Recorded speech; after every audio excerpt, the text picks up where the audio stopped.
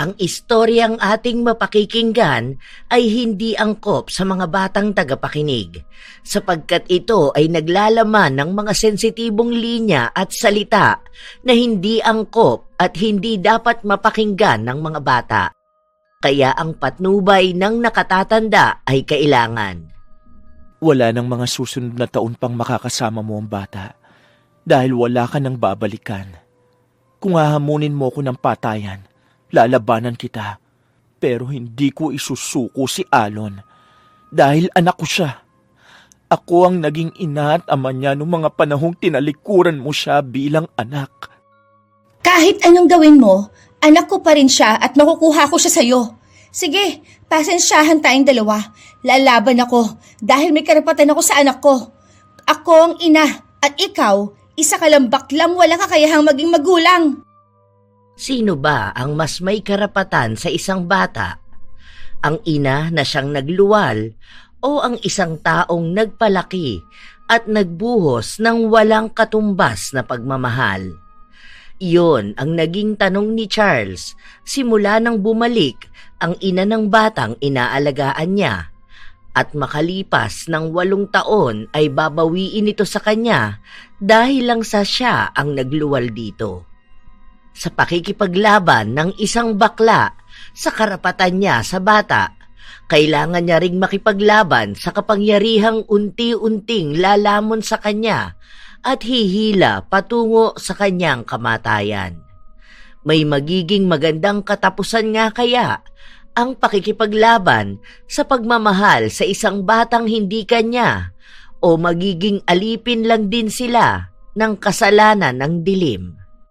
Te, ang daming pogi sa eksena kanina, no? Pero si Kuya Gray, ulam levels to the max. As in, isang budbud na lang ng asin, pwede nang iserve with kanin. Diyos ko! Napasigaw ng awit ang puso di bakla. Nag-shake ang ovaries ko. Overflowing ang libido. Titig pa lang, buntis na ako. Ay! Feeling ko, manganganak na ako ngayon. Si OA talaga to. Pero ang sarap, no? Yun nga lang, wala akong bet sa kanila. Mas maganda dun sa dati nating pinuntahan sa poblasyon. Ay, doon napamura ang atay ko. Ay, ayan nga. Yun ang sinasabi ko sa iyo nung nakaraan. Yung lugar na pinuntahan namin ng mga ante.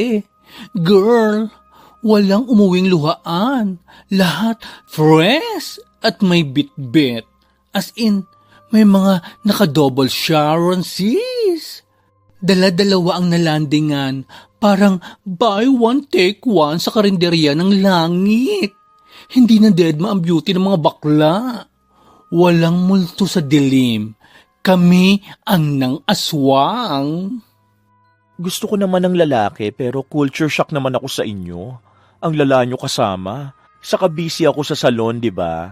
Kinailangan ko nun ng malaking pera na ipapadala sa kapatid ko dahil may kailangan silang biglaang bayaran sa school. Ay! Motherhood ang atake ni bakla. Basta, next time, huwag kang magpakamarya Clara. Sayang ang dilig ng 2 hose. Wisik-wisik ka sa tubig ng tubero.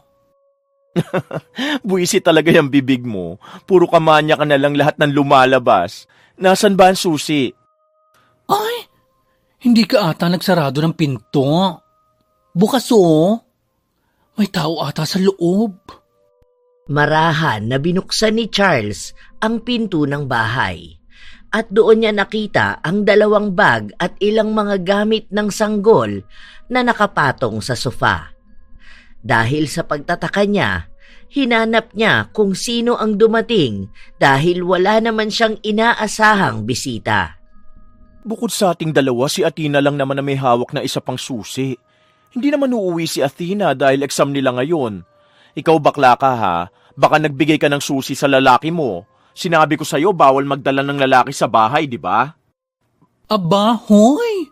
Wait lang ha. Grabe ka makaakusa. Alam mong never ako nagpasok ng adan dito, no? Malay mo, ang sisterat mo umuwi dahil may kailangang kunin. Habang nagtatalo ang dalawa, sandali silang natigilan nang makarinig sila ng iyak ng sanggol na nanggagaling sa loob ng isang kwarto. Ang dating kwarto ni Athena na nagagamit lang kapag umuuwi siya sa bahay nila. Dali-daling nagpunta ang dalawa kung saan naabutan nila ang kapatid ni Charles na may pinapatahan na sanggol. Pugas! Sabi ko sa'yo, umuwi na ang sisterette mo. Pero, ano yung baby na hawak mo? Saan mo yan napulot? Sa overpass? Sa ukayan? Reward ba yan sa exam nyo? Bakit ka umuwi? Hindi ka man lang nagsabi sa akin. At oo nga, ano yung bitbit mo? Kuya, anak ko to. OMG ka, girl! Grabe ka, ha? Tahimik ka lang, pero may pa-milk bottle ka na pala. Akala ko, mas nakakatakot na ang pagtawag mong Kuya kay Charles. Legit ba, girl? Mas nilabasan pa ako sa revelation mo kaysa sa pagpalibot sa akin ng mga boylet. Diyos ko, Lord! I need orange juice, lalo ka na bakla. Need mo ng vitamin C. C for clarity. Agad na umalis si Maxine para iwan ang magkapatid at makapag-usap. Alam niya na malaki ang magiging epekto kapag mas nakialam pa siya sa magiging usapan ng dalawa. Si Charles naman ay hindi makapagsalita. Tila ba pinoproseso pa ng kanyang utak ang mga nangyayari. Prank lang ba to, Athena? Hindi magandang magbiro ng ganitong panahon. Pasensya ka na kuya, pero totoo to. Hindi ko na alam kung paano ko pa itatago sa'yo lahat ng nagawa ko. Kaya hindi ako nakauwi noong New Year dahil halata na ang tiyan ko. Natatakot ako na madismaya ka sa akin. Sandali lang. Ang ibig mong sabihin, yung pinadala kong pera na dapat pang exam mo, ginamit mo sa panganganak? Kaya ba minamadali mo ko magpadala?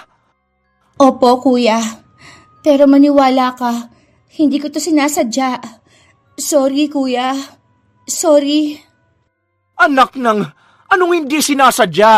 Ano yan habang naglalakad ka? Natalsikan ka ng tamod at nabuo yung bata na yan? O baka naman na naginip ka tapos paggising mo, nabuntis ka na lang ng lalaki nakatira sa Encantadia. Ayoko magmura pero lintik naman, Athena. 16 ka pa lang. Paano mo bubuhayin ang batang yan? Gagawa ako ng paraan. Magtatrabaho ako.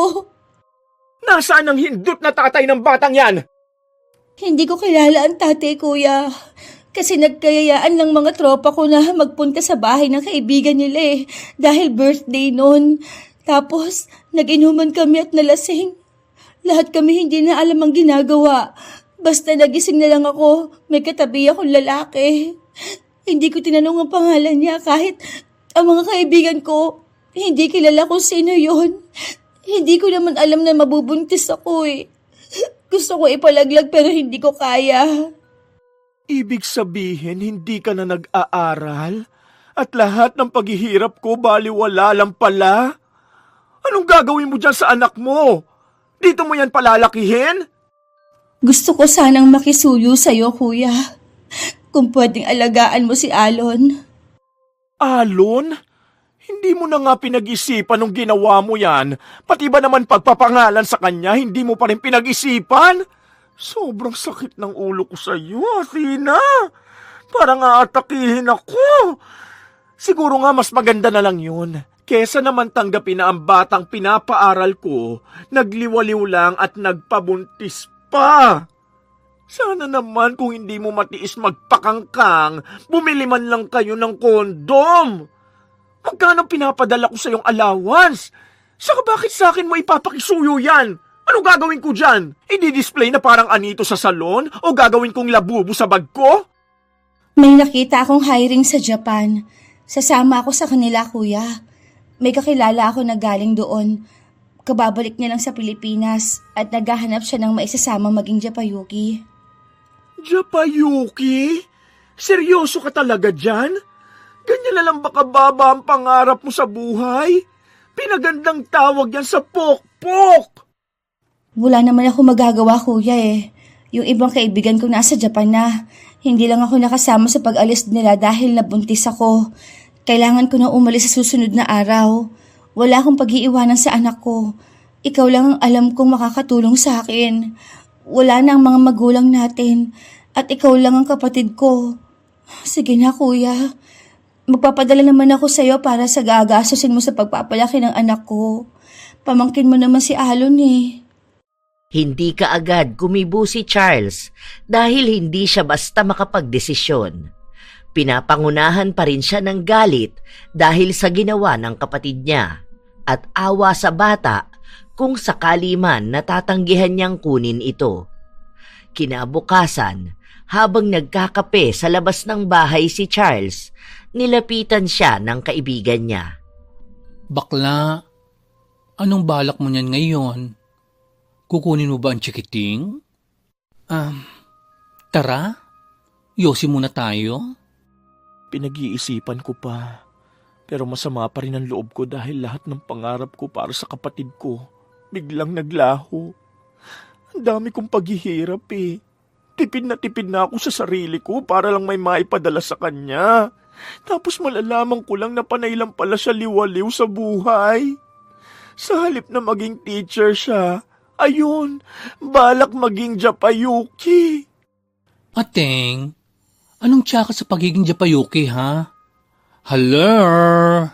Laki kaya ng katsing doon. Lapad ang sasahuri ni Sister Rat. Hindi barya-barya. Kanya-kanyang hanas at racket lang yan. Mas bongga pa nga ang kikitain niya kaysa sa peg na teacher dito sa Pinas. Isa pa, not all na rumarampa sa Japan, bayaran na, no? Ang luma naman ng mindset mo, ate? Hindi yun ang punto ko rito. Iba pa rin kapag may pinag-aralan. Tingnan mo nga ako, bakla na nga wala pang natapos. Dahil nang mamatay ang mamangat papang, kinailangan ko na rumakit para sa kapatid ko. Gusto ko naman mas maging maayos ang buhay niya. Wala ka na talagang magagawa, te. Kahit anong emote mo dyan, may junakis na si Athena. Kaya, kailangan na niyang rumampa at mag-own ng diskarte. Kasi, kung hindi siya kikilos, kawawa ang bagets, diba? O ayan na, usapang bagets na tayo, ha? Literal na chikiting na to. So, anong ganap? Kukunin mo ba? O deadma? Gusto ko. Te, yan ang dapat mong pag-isipan ng bonggang-bongga. Kasi, ang peg mong gagawin, major life challenge yan. Promise. Hindi naman sa nag-i-initiate ako ng kaguluhan. Pero carry bells lang. I'm not totally concerned sa idea na ikaw ang mag-aalaga sa pamangkin mo. Alam mo na, Day, heavy yan. Hindi na siya char-char lang. Iba na ang eksena. Dati, sa jowa mo napupunta ang kaching. Ngayon, gatas at lampin na ang pagkakagastusan mo. Let's say na true. Nasa Japan nga si Mudra Kels ng bata. Pero sure ka makaka-receive ka ng padala every month? Feeling ko, sa unang ganap doon ni Sister Rat mo, puro utang at bayad muna sa mga nagpapunta sa kanya. So, walang expect na okani. Anong tingin mong dapat kong gawin? What if ialay nyo na lang si Junaki sa DSWD, ganun? Or ilagay muna sa bahay ampunan. Tapos, kung bet nyong kunin ulit, di pagbalik na lang ni Mudra Kels from Japan's, carry na siyang i-claim ulit. At least, di ba, may proper care, may gatas, may diapers, may char-char support. Para namang sinabi mong wala akong kwentang tiyahin para sa pamangkin ko. Kawawa naman ang bata kung ibang tao mag-aalaga. Baka mamaya hindi pa siya matutukan dun eh. O kaya baka isang araw may kumuha sa kanya. Ayoko. Wag na lang yan. Mukha ring sinanla namin siya tapos kapag nakaipon na, saka tutubusin. O di ba? Ayan naman pala, may desisyon ka na. So bakit pa mega tanong-tanong ka sa akin, ha? Kasi, kung sa beauty ko lang yan nangyari, ay thank you Lord, at only child ang lola mo. Pero kung ever my sister at akong nag-iwan ng Junakis, pas ako dyan, te. Hindi pa ready si bakla, Diyos? Ang hirap kaya, hindi lang sa wallet at body, kundi sa puso. Emotional damage, ganun. Mamahalin mo si Bagets, i-effort mong lahat, tapos boom! Kukunin rin pala sa'yo one day? Diyos ko, ini-imagine ko pa lang, parang gusto ko nang mag-goodbye Philippines at goodbye world. Ang dami mong drama. Ang iniisip ko lang kasi na pamangking ko yun eh. Iisang pamilya pa rin naman kami. Pareho lang din naman kapag nandito si Athena. Makakasama ko rin ang bata. Bahala ka na sa life mo, te. Basta ako, ang mga hanas ko, yan ang damdamin ko bilang isang baklang may puso, may utak, at may trauma. Char. Kung feel mong maging mother nature, edi go lang. I-adapt mo si Chikiting. I-claim mo. I-baby mo. Pero, bakla, tandaan mo to ha. Hindi yan forever magiging sayo.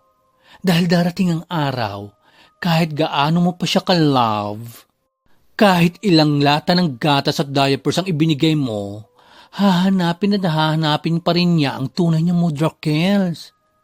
And when that day comes, ikaw na naman ang maiiwang luhaan at lasing. Ilang beses pang nagtalo sa utak ni Charles ang kagustuhan niyang kunin ang bata at ang makinig sa kaibigan niya. Ngunit mas nanaig pa rin ang awa niya sa sarili niyang pamangkin. Kaya isinantabi niya ang katotohanang mawawala rin sa kanya ang bata kapag kinuha na ito ng ina. Andyan na ang lahat ng gamit ni Alon, kuya. Kapag dating ko sa Japan, magte-text agad ako sa'yo. Pero ang sabi sa akin, 4 na buwan pa muna bago kami makasahod. Baka doon pa lang po ako makapagpadala. Pero huwag ka mag-alala kasi lahat ng magagastos mo sa anak ko, babayaran ko sa'yo. 2 taon lang ang kontrata mo ha. 2 taon ko lang aalagaan ang anak mo. Oo, kuya. Promise, kukuha lang ako ng sapat na pera para may pang negosyo ako pagbalik ko ng Pilipinas. Salamat. Labag man sa kalooban ni Charles, inisip na lang niya na mabilis lang din lilipas ang 2 taon. Babalik din si Athena, kasabay naman ang pagbabalik niya sa dating mga gawain na nagpapasaya sa kanya. Makalipas ang ilang linggo, tila ba unti-unting nagkaroon ng buhay ang malungkot nilang bahay. Dahil kahit na paano ay may batang nagbibigay sigla roon. O auntie ko, guguran na muna ang lola mong baklos. Lalarga kami, haharbat ng mga adan sa wild. Kasi alam mo na, need ng katawan, Diyos. Curious nga ang ibang bakla kung sasama ka raw ba. Ang sabi ko na lang, busy ka. Di ko sinitsit na nag-roleplay ka as a butihing mother. Huwag mo na lang muna sanang ipaalam sa kanila. Hayaan mong ako na magsabi. Wala rin naman akong balak. May tatago naman to ng 2 taon. Ay, hindi talaga ako magchichika, no? Baka mamaya magtanong pa sila ng sandamakmak sa akin. Maloka pa ang beauty ko. Mag-uuwi na lang ang lola mo ng something-something para at least may ambag si mother sa kusina. Baka sabihin mo, nakikitira na lang akits, wala pang dulot. Anong oras ka ba uuwi? Agahan mo ha.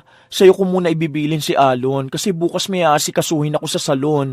Hindi ko naman pwedeng dalhin dahil mabaho ang amoy ng mga gamot pang reband. Baka magkasakit pa sa baga ang bata.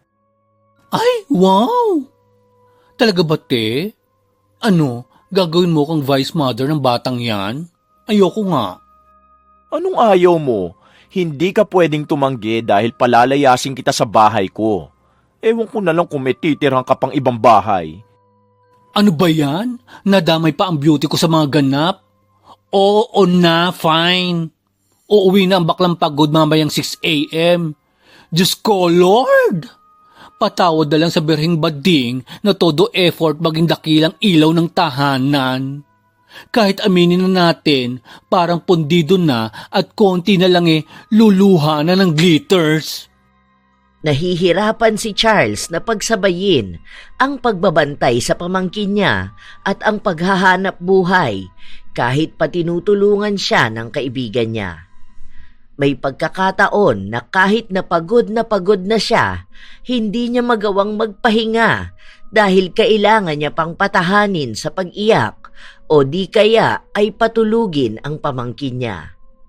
Nang ilang buwan na ang lumipas, wala pa rin siyang natatanggap na tawag mula sa kapatid niya. Wala rin naman siyang ibang kakilala na pwedeng pagtanungan. Kanina ka pa dyan, titik to the max sa cellphone mo. Bakla, hindi na yan tatawag. Umaasa ka pa ba, bakla? Halos 1 taon na si Alon, ni isang wrong send o kahit emoji man lang. Dead ma pa rin ang modrakels niya. Wala na yan. Game over. Baka nakalimutan niya ang number ko. Nag-aalala nga ako sa kanya. Baka napano na siya sa Japan, ang layo pa naman. Hindi man lang siya nag-iwan sa akin ng kontak ng mga kasama niya roon. Mano pa sana kung panahon pa tayo ni Kopong-Kopong. Tipong rotary phone at sulat pa ang peg. Gets ko pa kung bakit walang paramdam. Pero hello, may Facebook na ngayon, may Messenger, may TikTok, may kahit anong hana sa social media. I-search lang, lalabas na ang face mo with matching filter. Kaso, wala diba?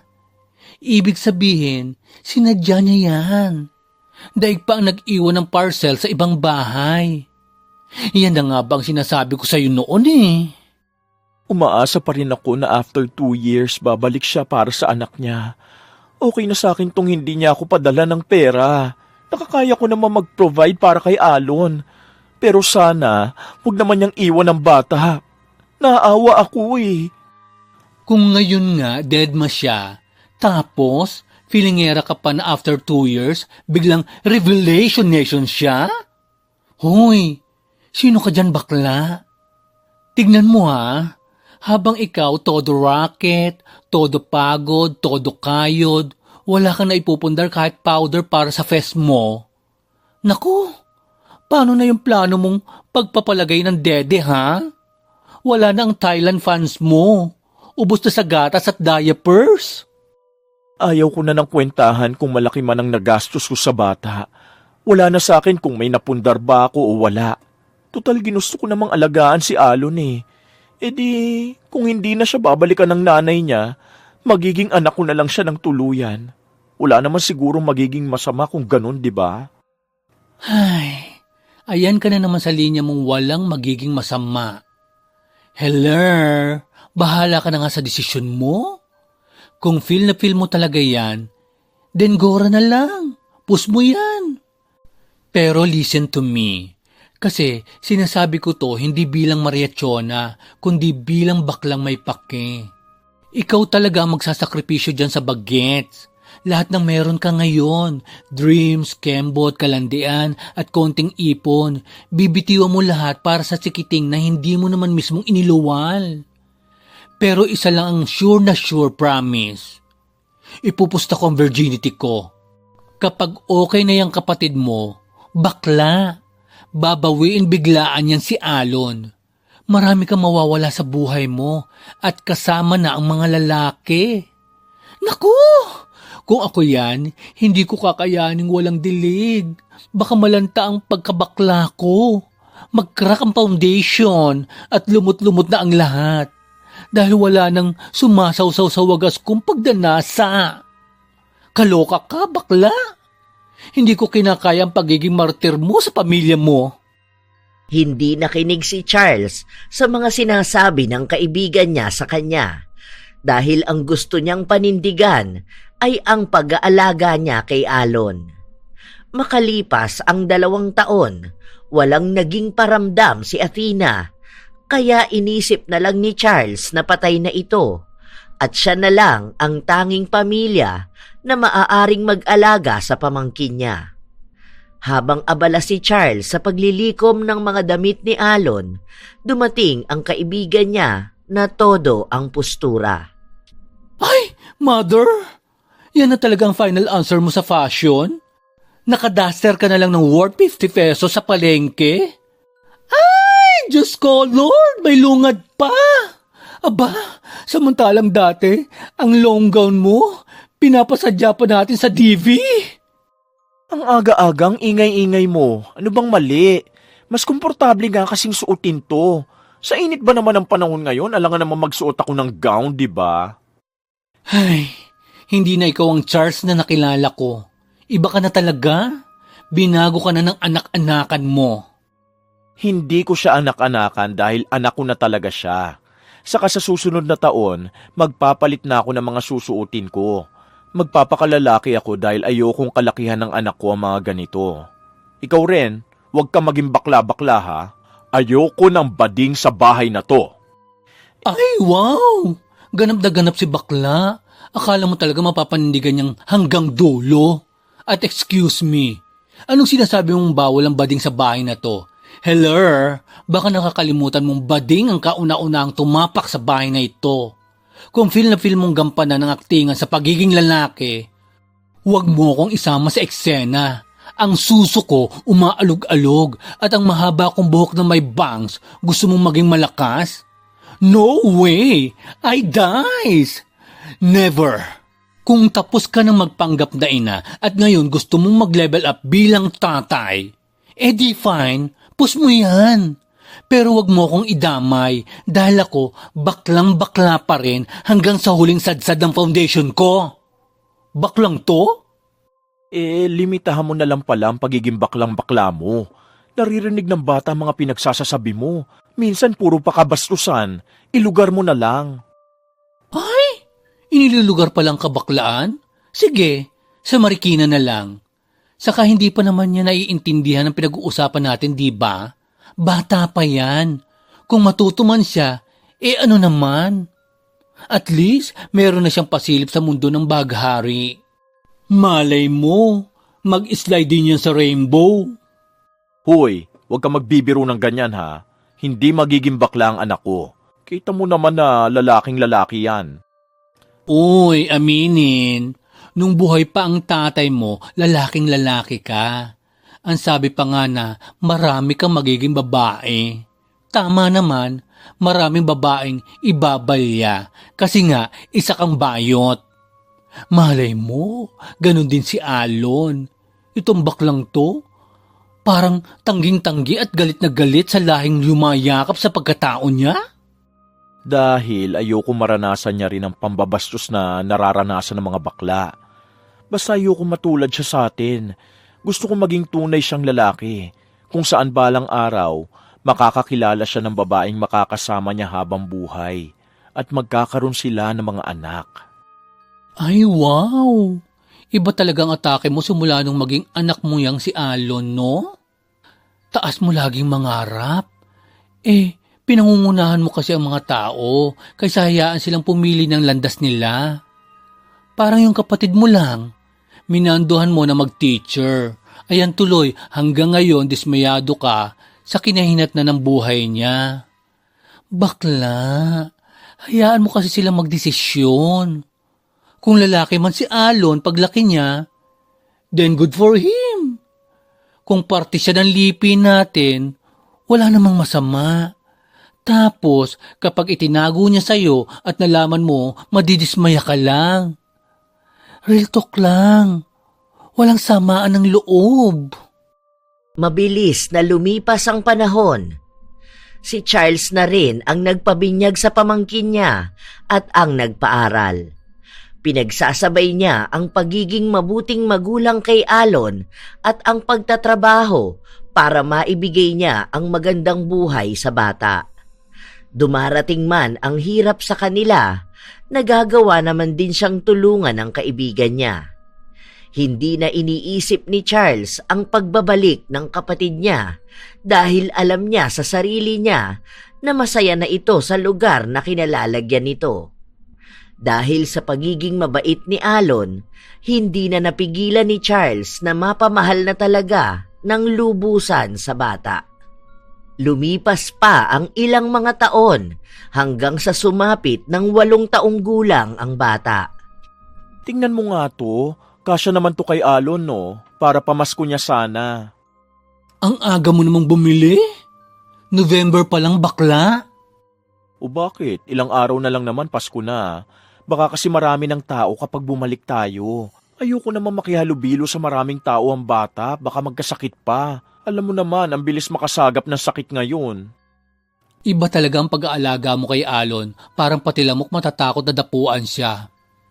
Pero sa bagay, sige, yan na lang. Ay, wait. Teka, parang mas bet ko tong pink. Look at this, bakla. Kabog na kabog, parang Barbie. It's giving... Baliw ka ba? Gusto mong pagsuotin ko ng pink ang anak ko sa Pasko? Gusto mo bang pagtawanan siya, tawaging bakla? Ay, allergic sa pink si bakla. Pambabae lang ba ang pink? Ako bakla ako, pero red ang favorite ko. Wala yan sa color, te. Basta ayoko niyan. Itong blue ang kukunin ko. Ikaw tigilan mo yung pagbibili mo ng colorful na gamit sa anak ko, ha? Nung nakaraan nakita ko sa bag niya may pink na notebook, tapos may mukha pa ng unicorn. Ayusin mo naman. Paulit-ulit na lang sinasabi sa'yo. Cute naman talaga, ha? Ikaw lang ang OA magbigay ng kahulugan. Tigilan mo na yung blue for boys chenes mo. Akin na to. Iuwi ko na sa bahay. Mauna na ako, ha? Dadaan ka pa sa salon, di ba? Walang kasama si inaanak. Baka nakauwi na yon. Daanan mo muna yung binili kong donut para maiuwi mo sa kanya. Ingat ka sa pagtawid-tawid mo. Hindi pa sure kung saan napupunta ang mga kaluluwa ng bakla pag na-deads. Ikaw rin, ingat ka rin. Kasi hindi pa alam saan pupunta ang kaluluwa ng mga baklang nagpapanggap na lalaki. Babush! Saglit lang ang oras na nilaan ni Charles sa pagpunta sa salon niya. Inilagay niya lang ang mga pangkulay ng buhok at mga gamot na ginagamit niya para sa mga customer. Nang maisalansan niya itong lahat, naglinis siya ng ibang parte ng salon na meron ng mga alikabok at sapot ng gagamba. Pauwi na sana siya matapos maglinis nang tumawag ang kaibigan niya at sinabi na nasa ospital ang bata, kaya dali-daling nagpunta roon si Charles. Anong nangyari? Kumusta na ang kalagayan ng anak ko?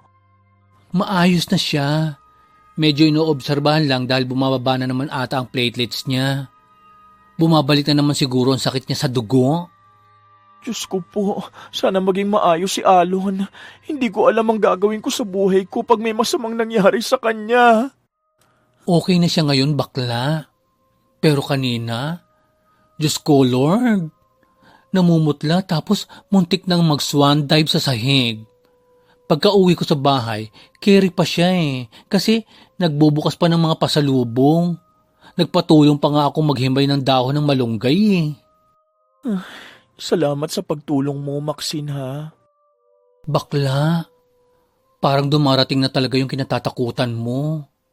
Kasi habang lumalaki si Alon, parang lalong lumalala ang sakit niya. Ang hirap. Wala siyang kasama sa bahay. Tapos tayong dalawa, parehong busy sa kabuhayan, chuchu. Ang inaalala ko, paano kung bigla siyang atakihin? Tapos mag-isa lang siya. Diyos ko, knock on wood, ha? Hindi kaagad nakapagsalita si Charles. Nakatingin lang siya sa bata na tulog pa rin. Ilang beses naman nang naisipan ni Charles na kumuha ng yaya na magbabantay sa anak niya, pero hindi niya kinakaya ang ipambabayad. Kaya madalas na isinasama na lang niya sa salon ang bata kapag wala si Maxine. Nang makausap nila ang doktor, inabisuhan silang bumalik sila sa susunod na buwan para sa isa pang test sa dugo ni Alon. Ngunit kakailanganin nila ng mas malaking pera. Pagka-uwi sa bahay, Dumiretso kaagad sa kwarto sina Charles at Alon. Tulog ka na ha? O gusto mong kumain? Magluluto si Dada. Gusto mo ba may sabaw o lugaw na lang? Busog na po ako kanina. Kinain ko po binigay ninyo po na spaghetti. Wala ka na bang ibang gusto? Hindi po pagkain gusto ko. Gusto ko po ng hug. Tapos kwentuhan niyo po ako. Ayun lang ba? O sige, ang kwento ko sa'yo ay ang batang humahaba ang ilong kapag nagsisinungaling. Ayaw ko po niyan, Da. Gusto ko po yung tungkol sa mga taong nakatira sa Rainbow. May kwento po kasi si Ninang Maxine, pero ang sabi niya, ikaw raw po ang may alam nun. Ang tawag daw po sa kanila ay mga badidang. Ay, kung ano-ano talagang sinasabi sa'yo ng ninang mo. Huwag na yan, hindi naman mahalaga ang mga badidang. Bakit naman po? Ang sabi ni Ninang, ang mga badidang daw ay mga tao na hindi mabilis tanggapin dito sa atin. Tapos, sila rin po yung mga taong parang walang karapatan. Hindi ko po kasi maintindihan eh. Kasi si Ninang daw po ay badidang. Tapos, ikaw raw po, dating badidang. Kaso, biglang may chikitin na dumating na nagpabago sa inyo. Ano pong ibig sabihin nun? Naku, yari talaga sa akin tong Maxine na tumamaya. Iba-iba kasi ang pagkatao ng mga badidang na naninirahan sa kaharian ng bahaghari. Ang iba sa kanila, paborito ang makulay na pagkatao. Habang ang iba naman, pansamantalang tinatalikuran yon para sa isang responsibilidad. Karamihan sa mga badidang hindi tinatanggap. Kaya ang ilan sa kanila, tinatago yun. Kung badidang po kayo, isa rin po ba akong badidang? Kasi po anak po ninyo ko eh. Gusto ko rin po sa Rainbow eh. Hindi ka magiging katulad ko, anak. Kasi mahirap. Sobrang hirap. Oh, tama na nga yan. Sleep ka na, ha? Good night. I love you. Good night po, Dada. I love you kahit po badidang ka. Ikaw talaga, makulit kang bata ka, ha? Dada, nakikiliti po ako. Dada! Napuno ng tawanan ang buong kwarto. Masayang pakinggan, para bang ang mga halakhak ni Alon ang nagpawala sa mga pagod at pangamba na nararamdaman ni Charles. Madalas silang ganoon dahil sa natural na pagiging malambing at bibo ni Alon. Pareho nilang nararamdaman na ligtas sila sa piling ng isa't isa at ang mundo ay nababalot lamang ng kaligayahan at pagmamahal. Nang makatulog si Alon, lumabas na rin si Charles at naabutan niya ang kaibigan niya na nagkukulay ng kuko. Ikaw talaga, kung ano-ano na naman yung sinasabi mo sa anak ko, ha? Ano na naman yung badidang na pauso mo? Alangan naman sabihin kong bakla o bading. Buti nga medyo cute pakinggan. Nagtanong kasi sa akin kung may nakatira daw ba sa Rainbow. Ang sabi ko, mga Diyosang badidang na kumikinang. Nagtanong ba sa'yo? Paano mo naman nasagot? Napalusutan ko na. Di ba nakausap na kitang tigilan mo ang pagtuturo sa anak ko ng mga kabaklaan? Daming hanash. Wala akong tinuro. Ay, oo nga pala. Alam mo ba, feeling ko nakita ko ang sisterat mo. Baka nasa Pinas na yon, no? Ayan, kung ano-ano nang nakikita mo. Baka mamamatay ka na niyan. Huy, bakla. Kumatok ka nga. Hindi pa ako pa-booking sa Rainbow Kingdom, no? Masamang damo to. Matagal pa expiration. Hindi ko naman sure kung nakita ko talaga siya, ha? Malay mo, kamukha lang, di ba? Kasi, itong Adan na nakilala ko, dinala ko sa syala-syalang kondo. As in pang mayaman levels, bakla. Hindi ka makakapasok kung wala kang kasamang residente. Tapos, sa isang area, parang may paparty ang mga alta.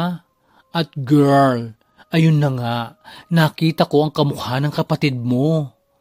Dead mo na lang ako pero kinabahan ang uterus ko. Baka wala yan. Hayaan mo na. Matagal ko na siyang pinatay sa buhay ko at sa buhay namin ng anak ko. Ayoko na siyang makita pa. Kung masaya na siya sa buhay niya, wag na siyang manggugulo pa. What if bumalik siya? What if ito na yung tamang panahon para makilala siya ng anak niya? Walang kikilalaning ina ang anak ko dahil matagal na siyang patay sa akin. Walang what if. Padabog na umalis si Charles sa harapan ng kaibigan niya. Hindi na nawala sa isipan niya ang mga salitang yon at ang posibilidad na maaari ngang may multo sa nakaraan nilang bumabalik na. Alam niya sa sarili niya na hindi pa siya handa na makilala ni Alon ang tunay niyang ina. Hindi na makapag-focus si Charles sa ginagawa niya, kaya mali-mali na ang nagagawa niya. Ang ibang customer ay nagagalit at umaalis. Ang iba naman ay nagbabayad pa pero kalahati lang. Nagiging praning na rin siya sa mga nakikita niya sa paligid. Pakiramdam niya ay si Athena yun. Pero habang lumilipas ang mga linggo, wala ni anino ng kapatid niya ang nakita niya.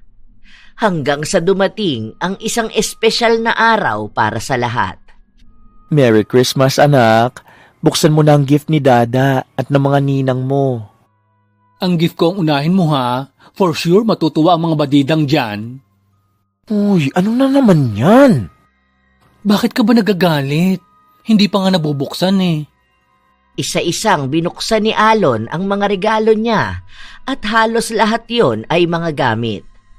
Ang isa sa naging paborito niya ay ang bigay sa kanya ng dada niya. Isa lang itong mumurahing relo pero matagal na yung pangarap ni Alon. Hindi lang ito mabili ni Charles dahil inuna niyang pag-ipunan ang mga ginagastos sa pagpapagamot sa bata. Wow! Salamat po sa mga gift po ninyo sa akin. Salamat din po sa magandang sapatos ni Ninang Maxine. May ganito po ang mga kaklase ko eh. Sapatos na may gulong. Bukas susubukan ko to. Anything para sa aming chikiting. Basta happy ka, happy na rin ang panty namin. Salamat po ng marami, Dada. Hindi lang po ito magandang regalo ang pinagpapasalamat ko dahil na rin po sa maraming bagay na binibigay niyo po sa akin. Mahal na mahal ko po kayo. Kayo lang po ang mamahalin ko kahit hanggang sa pagtanda ko po. Kahit po ilang dada ang iharap sa akin, kayo pa rin po ang pipiliin ko. I love you po. Pinipigilan ni Charles na maiyak dahil gusto niyang ipakita sa bata na masaya lang dapat sila palagi, lalo na at Pasko. Habang itinatabi nila ang mga regalo dahil kakain na sila, may kumatok sa pinto. Wala naman silang inaasahan na bisita, pero inisip nila na maaaring kapitbahay lang nila o mga kaibigan nila. Si Maxine ang nagbukas ng pinto, habang si Charles naman ay inaasikaso ang lamesa. Napansin ni Charles na parang hindi gumagalaw ang kaibigan niya. Oh, ano nang nangyari sa'yo dyan? Bakit parang tuod ka dyan sa pinto? Sino ba yan? Ay, bakla ka. OMG, ikaw na ba yan? Bakit parang tumangos ang ilong mo? Marami ka na bang niretoke sa festlock mo, girl? Diyos ko, Lord, intense na naman to. May bisita ka, Charlene, Charles. Merry Christmas, Kuya! Tila ba binuhusan ng malamig na tubig si Charles habang nakikita niya ang kapatid niyang palapit sa kanya. Hindi siya kaagad makapagsalita o makagalaw man lang. Makalipas ang 8 taon, bumalik ito na para bang kahapon niya lang iniwan ang anak niya. Ibinaba ni Athena ang bitbit niyang cake at ang inosenteng mga mata ni Alon ay nakatuon lang din sa kanya. Ito na ba si Alon, Kuya? Ang laki na niya. Ang cute ng pisngi, ang tabang bata. Pakis nga ako, anak. Anak po? Kayo po ba ang asawa ng dada ko? Tara na muna sa room mo, Alon. Ayusin natin yung gift mo galing kay Ninang Bridget. Diba, Sa dingding nilalagay yon para magka-colorful lights. Kumukuti-kutita para mga stars. Ganyan, ganern? Hayaan na muna natin sila. Mukhang may heart-to-heart chika na mangyayari. Tara na. Binuhat na kaagad ni Maxine ang bata para hindi na nito marinig pa ang magiging usapan ng dalawa. Ang laki na ng anak ko. Ang lusog pa. Salamat, kuya. Naalagaan mo siya ng maayos. Ang laki na. Ano bang tingin mo? 1 linggo ka lang nawala? Pasensya ka na, kuya. Alam ko na ang tagal kong nawala at hindi nagparamdam sa'yo. Hayaan mo, lahat ng nagastos mo sa anak ko, babayaran ko yun. Bibigyan pa kita ng pasobra bilang pasasalamat sa lahat ng nagawa mo. Malaking tulong to para sa negosyo mo. Naririnig mo bang sinasabi mo? Kung magsalita ka, akala mo ganun lang yung kadali. 8 years kang nawala, Athena. Ni hindi ko alam kung buhay ka pa ba. Tapos biglang isang araw magpapakita ka at sasabihin sa akin yan. Pasko ngayon, Athena. Ayoko masira tong araw na to nang dahil lang sa'yo. Kuya, wala akong sinisira. Nagpunta ako rito dahil gusto kong makita ang anak ko at gusto ko na siyang kunin. Yan bang kakapalan mo na mukha? Yan bang naipon mo sa Japan? Anong akala mo kay Alon? Isang patago na kapag ready ka na saka mo kukunin? Lumayas ka rito! Lumayas ka! Kuya! Ano ba? Nasasaktan ako! Gusto kong makasama at makausap ang anak ko. May karapatan ako sa bata dahil akong ina niya. Hindi mo ako basta pwedeng pagtabuyan sa buhay niya dahil anak ko siya. Wala kang anak! Simula na maglaho kang parang bula, nawalan ka na ng anak! Anak ko si Alon. Anak ko siya. Huwag na huwag ka nang babalik dito. Dahil baka sa susunod na makita kita, hindi kita matansya! Natumba pa si Athena nang itulak siya ni Charles palabas ng bahay. Ilang beses niyang pinagbantaan ang kapatid bago niya isinarado ang pinto. Kahit na magmatapang si Charles, alam niya sa sarili niyang ngayon na magsisimula ang kalbaryo ng buhay nila ni Alon. Ilang oras ang lumipas, lumabas na rin si Maxine mula sa kwarto ng bata. Isang kahang yose ata ang mauubos mo ngayon, Mare. Kumusta na si Alon? Ayun, borlogs na. Hindi man lang nakakain ng spaghetti na luto ko. Buti may chocolate na kasama yung isang regalo na nasa kwarto niya. Bukas na lang siya kumain pagising. Niligpit ko na. Initin ko na lang bukas. Nagtanong ba siya tungkol sa babaeng nakaharap niya kanina? Hindi siya nagtanong sa akin. Pero for sure magtatanong yun sa'yo. Wala ka ng takas, bakla. Nandito na tayo sa kinatatakutan mo. Sabi ko naman sa'yo hindi mo naman palaging may tatago sa bata ang buong katotohanan. Tumatanda na siya. Hindi na siya yung chikiting na basta mo na lang maaliw sa candy at drawing. Magtatanong talaga yan. Lalo na ngayon na nakita na niya ang tunay niyang ina. Ang real mom niya. Hindi ang Becky mom. Ang kapal na mukha ng babae na yun. Bakit hindi na lang niya pinanindigan na malayo sa amin? Kaya ko naman buhayin ang bata Naitaguyod ko nga ng ilang taon. Tapos kung mag-offer siya sa akin ng pera, akala mo laruan na binibili ang anak ko? Oy. Anak niya yan. Pamangkin mo lang, te. Tama na ang pa-motherhood series mo. Ano ba, bakla? Anong balak mo ngayon? Magsisinungaling ka sa bagets? Hanggang kailan mo kakayanin niya paandar mo? Na ikaw din naman ang masasaktan sa ending.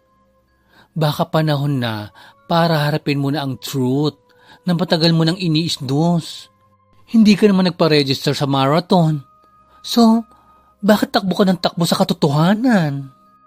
Wala akong katotohanang tinatakbuhan. Anak ko si Alon. Hindi man ako ang nagluwal sa kanya. Ako naman ang naging ina at ama sa kanya noong mga panahong nagpapakasarap sa ibang bansa ang ina niya. Gets kita, bakla. Ramdam ko. Pero sana ma-realize mo rin kung anong posibleng kahihinatnan ni Alon. Oo, naging best in mother ka sa kanya. Dahil sinakripisyo mo lahat. Kahit pa yung mga ada na tinitigasan mong bitawan, tinalikuran mo alang-alang sa baby boy mo. Pero aminin na natin, wala kang matres. Hindi ka magkakaanak. At ilang ulit na rin tayong sinabihan ng mundo na ang tulad natin, hindi raw tunay na ina. Kaya hanggat may control ka pa sa moment na ito, kahit masakit sa puso mong punong-puno ng glitters at pagmamahal, ipaalam mo na kay Alon ng totoo. Mas okay na manggaling sa'yo kaysa sa iba. Halo na ang desisyon na nasa utak ni Charles dahil ang alam niya lang ay hindi pa siya handang ipaubaya ang anak niya sa tunay nitong ina. Kinabukasan, tila ba nakalimutan na ni Alon tanungin kay Charles ang tungkol sa babae dahil nailihis ang utak niya sa mga regalong natanggap niya at sa mga kalaro niyang anak ng mga ninong at ninang niya. Makalipas ang ilang araw, hindi nagparamdam si Athena hanggang sa nagpakita itong muli sa loob ng salon. Ano na naman balak mong gawin dito? Hindi ba ang sabi ko sa'yo huwag ka na magparamdam sa amin? Hindi ka na ba magkaroon ng bagong anak? Ito na ba ang salon mo, kuya? Masyado na tong luma Pati ang mga gamit mo parang hindi na gumagana. Hindi na ganito ang mga usong salon ngayon Kagagaling ko nga lang sa kabila nakita ko kung gaano kaganda ang service nila. Ang aesthetic din ng lugar nila. Mabuti may nagpupunta pa rito. Matagal na ako sa ganitong gawain. Kaya bakit ako makikipagsabayan sa iba? Ito ang bumuhay sa amin ng anak ko. Sa loob ng 8 taon, itong lugar na to ang tumusto sa gastusin niya. At hanggang ngayon, tumutulong sa kanya. Tanggapin mo ang perang ibibigay ko sa'yo para sa ipagpapagawa mo ng salon mo. Ang perang ipansusuhol mo sa akin para lang ibalik ko sa iyo ang anak ko? Hindi ko kailangan yan. Iyong-iyon na lang ang pera mo. Bakit ba ang hirap mong kausap, kuya? Alam mo pa samantala lang sa iyo ang bata, bakit ba pinagkakait mo sa akin ang karapatan? Gusto kong makabawi sa anak ko. Gusto kong iparanas naman sa kanyang magandang buhay. Nakikiusap ako sa iyo bilang paggalang. Pero kung tutuusin, pwede kita idemanda Anak ko yun, hindi mo anak. Anak mo lang siya dahil ikaw ang nagluwal sa kanya. Pero naging anak mo ba siya noong mga panahong kailangan niya ng ina na magpapalit ng diaper niya? Nandun ka ba nung unang beses siyang nakapagsalita? Naging ina ka ba nung unang beses siyang humakbang? Nung nagkasakit siya dahil sa pagngingipin niya? Nandun ka ba? Nung panahon na unang beses niyang naisulat ang unang letrang kaya niya? Nakita mo ba? Hindi naman, di ba? Ipinanganak mo lang siya pero nawala kang bigla. Tapos ang kapal na mukha mong tawaging ina ang sarili mo. Saglit lang ng buhay niyang nawala ako, pero may mga susunod pang taon na makakaya kong subaybayan siya. Pero yun ang mga taon na gusto mong ipagkait sa akin. Wala nang mga susunod na taon pang makakasama mo ang bata. Dahil wala ka nang babalikan. Kung hahamunin mo ko ng patayan, lalabanan kita. Pero hindi ko isusuko si Alon dahil anak ko siya. Ako ang naging ina at ama niya nung mga panahong tinalikuran mo siya bilang anak. Kahit anong gawin mo, anak ko pa rin siya at makukuha ko siya sa'yo. Sige, pasensyahan tayong dalawa. Lalaban ako dahil may karapatan ako sa anak ko. Ako ang ina at ikaw, isa ka lang baklang walang kakayahang maging magulang. Walang kinalaman ang kasarian ko sa pagiging mabuting magulang. Dahil kahit tanungin mo ang sarili mo, matres mo lang ang ginamit. Pero hindi mo yan mapanghahawakan para matawag kang isang ulirang ina. Naging matigas si Charles. Pinagpilitan niya ang gusto niya. Ang akala niya ay magiging tahimik sila sa mga sumunod na araw na hindi nagpaparamdam sa kanya si Athena. Walang tao sa salon, kaya nasa labas lang si Charles habang naninigarilyo. Kasabay naman na dumating ang kaibigan niya. Ay, Shala! Ang aga mo namang humipak dyan, ante ko. Naihatid mo na si Bagets sa eskwela, kaya free na ulit ang pretty free mo. Oh, ispil na te. Anong latest, chika? Na-stress ako kay Athena. As always, stress level, sisterette mode activated. So, ano na? May pa-case-case na bang ganap? Te ha, kung ikukulong ka man, make sure pink ang suot mo. I-request mo. Ayoko talaga ng orange, mukha kang overripe na mangga na hindi na pinatulan ng fruit salad. Hindi ko alam kung bakit kita naging kaibigan. Hindi ka naman matinong kausap. Kahit kailan balahura kang bakla ka. Biro lang, bakla. Kaloka ka. Ang seryoso mo na naman. Pinapatawa lang kita, no? Feeling ko kaya laging puyat ang beauty at wrinkly ang aura mo, kasi kulang ka sa ligaya. What if magliwaliw ka rin kaya minsan, ha? Hindi yung 24/7 kang mother dearest kay Alon. Chill-chill din, bakla. Di lang si baby boy ang may karapatang maging masaya. Ikaw din. Kaya ilabas mo ang luwalhati mo. Ayoko nga. Kailangan ako ng anak ko. At yung ipanggagastos ko sa chill-chill na yan, mas gugustuhin ko pang ipambili ng mga kailangan niya. No. Lumabas ka mamayang gabi. Sasabihan ko si Chonabel na isama ka mamayang gabi. Chichika ko sa kanila na haharbat ka ng chinitong papabol para naman matanggal yung mga iniisip mo. Bakla, deserve mo ng 3 lalaki. Isa sa harap, 2 sa likod. Very masikip ka na. Ang baboy mo naman, Maxine. Tumigil ka nga dyan. Sino naman magbabantay sa anak ko, Aber? Ay naku, fine. Ako na lang ang magbabantay. Isusuko ko ng isang gabing puno sana ng kembot at katasan para lang sa'yo, bakla. Sige na. Ikaw na ang gumawa ng milagro ngayong gabi. Ako na ang bahala sa inaanak ko. Don't you worry. Ikaw ang bahala. Mamaya kung ano-anong kagagahan na naman ang sabihin mo sa kanya, ha? No, promise. Behave lang ang bakla tonight. Kahit itanong pa niya kung sinong tunay na mudra niya, sealed ang bibig kong parang matte lipstick. Enjoy ka lang sa gala mo. Magsuot ka ng red wig na very misting ang aura.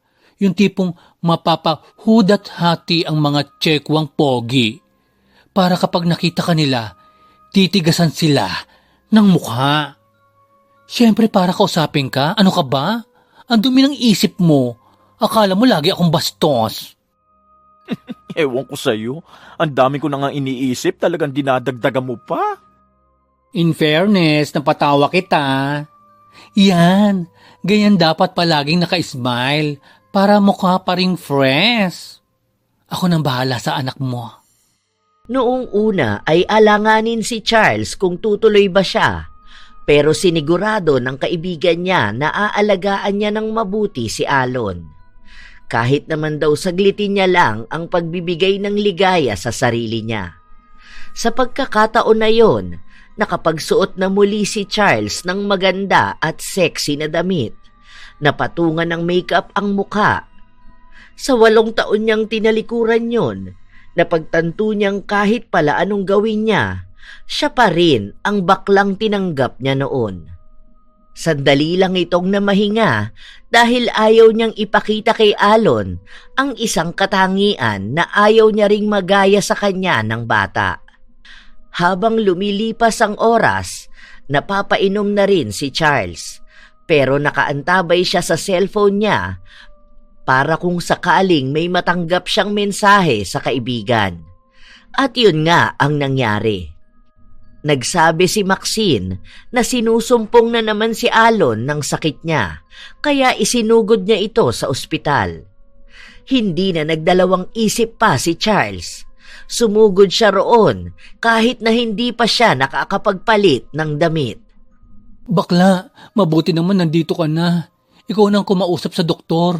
Ang sabi niya, medyo may nakitang komplikasyon sa dugo ni Alon. Baka daw mauwi pa yun sa cancer. Diyos ko po, bakit naman ganon? Anong nangyayari sa anak ko? Ano ba naman to? Katulad ng sinabi ni Maxine, yun din ang naging tugon ng doktor.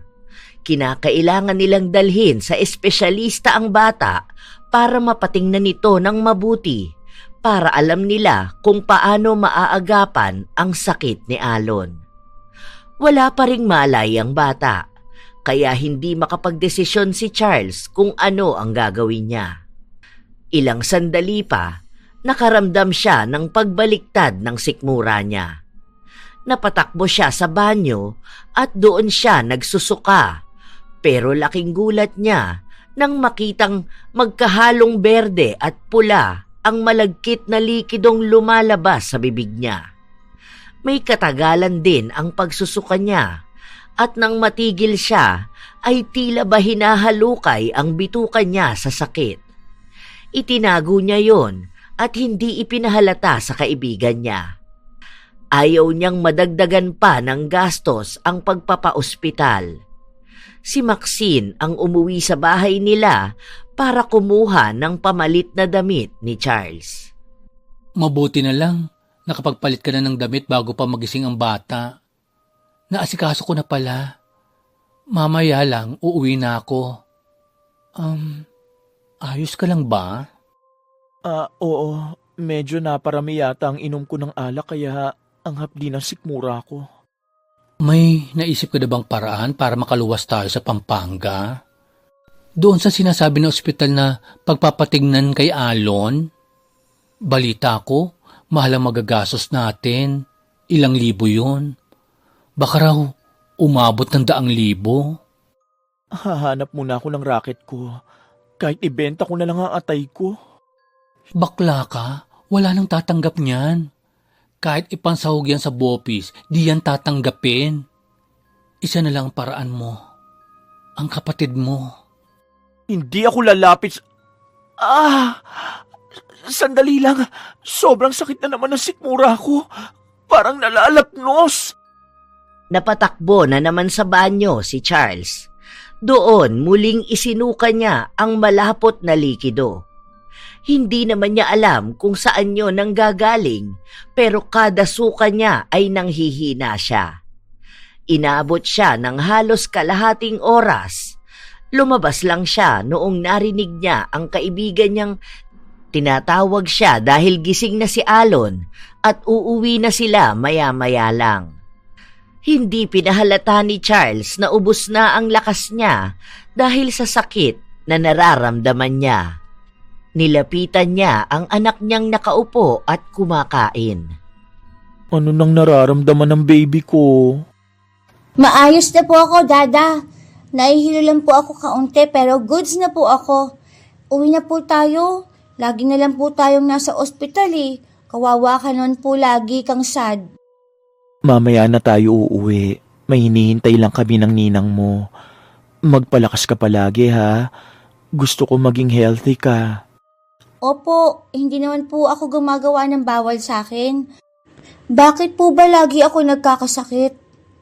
Hayaan mo. Last na yan. Hindi na tayo ulit babalik sa ospital kasi magiging healthy ka na. I love you, anak ko. I love you, Dada ko. Pinipigilan ni Charles ang sarili niyang umiyak sa harapan ng bata. Kahit hirap na siyang isipin kung ano na ang magiging kalagayan ng anak niya sa mga susunod na araw. Sumasabay pa ang sakit na iniinda niya. Nang makauwi sila sa bahay, muli na namang sumuka si Charles. At sa pagkakataon na yon, ay napansin na ng kaibigan niya ang nangyayari sa kanya. Bakla, namumutla ka. Sure ka bang sa alak lang yan, ha? Baka hindi lang hangover yan, kundi life over. Nasa ospital na nga tayo kanina, sana nagpatingin ka na rin. Okay lang ako. Kaya ko pa to. Bakla, daig mo pa ang katipunera kung lumabang ka sa buhay. Halatang may masakit sa'yo. Ano bang ginawa mo kagabi? Uminom lang ako pero konti lang naman. Baka nabigla lang ang tiyan ko dahil ang tagal ko nang hindi umiinom. Sure ka ba dyan? Ako ang natatakot sa'yo. Ay! Bakla ka? Ano yan? Sumuka ka na. Teka, bakit naman kulay green at red yan? Malagkit pa. Ay! Diyos ko, Lord! Anong nangyayari sa'yo? Mga kapitbahay, tulong! Hindi tumitigil ang pagsusuka ni Charles. May mga kapitbahay silang umaalalay sa kanya pero pinilit niyang manatili sa bahay at doon magpahinga. Ayaw niyang gumastos pa silang muli dahil iniipon niya ang pera dahil kailangan yon ni Alon. Dahil hindi siya mapilit, dinala na lang siya sa loob ng kwarto. Dada, dito po kayo sumuka ha, para po lilinisan ko na lang. Magpahinga ka na sa kwarto mo. Sabihan mo ang ninang mo na patulugin ka na lang muna. Ayos lang ako. Dito po ako matutulog. Masakit po ba ang tiyan nyo? Pahiran ko nitong nilalagay ninyo sa akin kapag masakit po ang tiyan at ulo ko. Huwag ka na rito. May sakit ako. Baka mahawa ka pa sa akin eh. Sige na, huwag na matigas ang ulo, anak. Ano ba naman yan? Ayoko pa namang nagkakasakit ka. Hindi naman ako mahahawa eh. Dito na lang muna pala ako hanggang sa makatulog ka po. Gusto kitang kayakap, Dada. Hindi po ako makatulog kapag hindi kita katabi eh. Kailangan masanay ka nang hindi ako katabi. Big boy ka na eh. Ayoko po. Gusto ko baby mo lang ako. Di ba po forever baby boy mo ko? Promise mo po sa akin na forever baby mo ko ha. Palagi mo ko inaalagaan kapag may sakit ako. Kaya po ako naman mag-aalaga sa'yo. Umiwas ng tingin si Charles at pilit na pinipigilan ang sariling emosyon.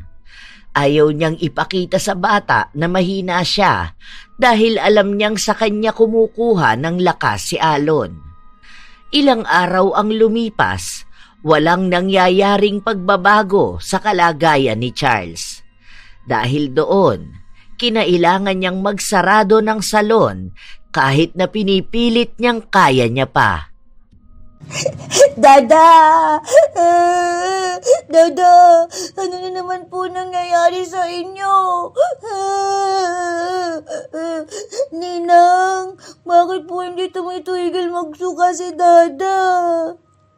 Doon ka na lang muna sa kwarto mo, Alon. Dali na. Mamaya tatawagin kita kapag maayos na ang dada mo. Ako na ang bahala sa kanya. Dada, magpagaling ka po ah. Gusto ko po ikaw ang aakyat sa stage kapag kinuha ko po medal ko eh. Please po, Dada. Sinunod ni Alon ang utos sa kanya ng ninang niya. Mas matagal ang inabot na oras ng pagsusuka ni Charles. Pakiramdam niya ay mamamatay na siya dahil wala na siyang ibang maramdaman sa katawan niya. Bumagsak na rin ang dati niyang siksik na laman. Ay, Diyos ko bakla, hindi na yan normal na suka. Parang galing na sa imbor na lang lumalabas sa'yo. Anong kinain mo, multo? Bakit ganyan, te? Kung nagpadala ka lang agad sana sa ospital noon pa lang, baka naagapan pa natin to. Ngayon ayan, naglalabas ka na ng laman loob with matching Technicolor pa. Ay, ano ba naman to? Kaya ko pa. Magiging maayos din ako. Bukas magbubukas ako ng shop. Kailangan ko ng pera para sa pagpapagamot ni Alon. Tama na bakla, hindi mo na nga kaya. Huwag ka na nga magmataas ng pride mo, please lang. Kailangan na ng bata ang nanay niya. Ako ang nanay ni Alon. Kung totoong mahal mo siya, isipin mo ang kapakanan niya. Hindi mo maibibigay lahat ng kayang i-all out ni Athena. Hello, may ginto-ginto na yon. Ready na lahat. No need mag-ipon-ipon pa. Nandyan na nga ang sagot sa problema, pero bets mo pa rin bang malos ang health ng bagets? Sabay na pagka-deads ng ganda mo? Oo, andito ang beauty ko para sumalo sa inyong dalawa. Pero hindi habang buhay, te. Isa rin lang akong pobreng Bex na rakitera para lang may pambili ng pangkilay at kape. Sinasabi mo ba sa akin na sumuko na ako? Ayoko pa. Mahal na mahal ko ang anak ko. Mas ikamamatay ko kung kukunin siya sa akin. Mas mahirap yun kesa sa paghihirap ko ngayon. Wala na tayong magagawa. Para sa kapakanan ng bata, ipaubaya mo na siya sa nanay niya. Doon napagtanto ni Charles na tama nga ang kaibigan niya. Habang tumatagal, lumalala ang kalagayan niya at baka isang araw ay bigla na namang atakihin ng sakit si Alon at hindi na nila maagapan yun. Hindi na rin niya nagagawang gampanan ang pinangako niya sa bata na siya ang magiging ama at ina rito. At ngayon, itinuturing na lang niya ang sarili niyang isang bakla na wala ng pakinabang sa mundo. Hindi na siya makapagtrabaho para sa anak niya, kaya oras na para ibigay ang hiling ng kapatid niya. Salamat sa desisyon mo, kuya. Hayaan mo, hindi pa rin naman kita pababayaan eh. Magpapadala ako ng magagamit mo rito sa bahay. Susustentuhan kita. Huwag mo nang gawin yan. Kaya ko na ang sarili ko. At baka hindi na rin ako magtagal sa mundo. Basta lagi kong bilin sa'yo. Alagaan at mahalin mo si Alon. Masunurin at mabuting bata siya. May mga bawal sa kanya dahil sa sakit niya. Gusto kong maging mas masaya siya. Sana matuunan mo ng pansin ang pagpapagamot sa kanya.